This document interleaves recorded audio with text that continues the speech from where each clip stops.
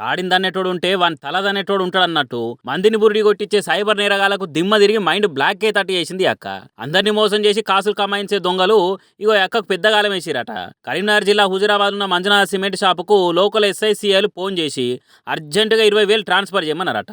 Owner Ramesh షాపులో దేని టైంలో ఫోన్ వచ్చేటాలకు భార్య శ్రీల తక్క ఫోన్లో మాట్లాడిందట. మా డ్రైవర్ వచ్చి మీకు క్యాష్ ఇస్తాడు, అర్జెంటుగా ఫోన్లకు 20,000 కొట్టమని ఒకటికి 2 సార్లు టక్కా టక్కా ఫోన్ చేసిండట.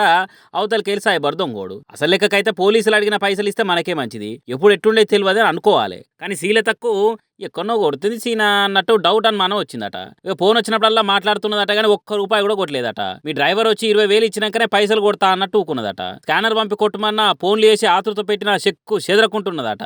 అబ్బా మీ సంగతి నాకు తెలిసిందిరా, మీరు పలానా దొంగలేరా అన్నట్టు ఉత్తగానే ఉన్నదట.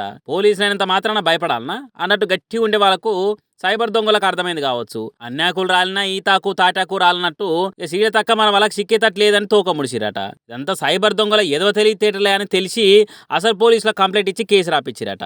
అమ్మా నేను తెలివి తక్కువ దాన్ని కాదు అన్నట్టు సైబర్ దొంగలకే చెమటలు పట్టించినందుకు సీడ తక్కను మెచ్చుకుంటున్నారట నిజమైన పోలీసులు. కాబట్టి మీరు కూడా ఎవడో ఊరు పేరు లేనోడు పైసలు కొట్టురు అనగానే టక్క టక్క నెంబర్లు వచ్చి కొంపలు ముంచుకోకుర్రి. సేపు ఆగి అక్క తీరి చేయుర్రి. అట్లా అందరు చేస్తే సైబర్ దొంగలు వాళ్ళంతటా వాళ్ళే చచ్చిపోతారు, అంతేకాదు.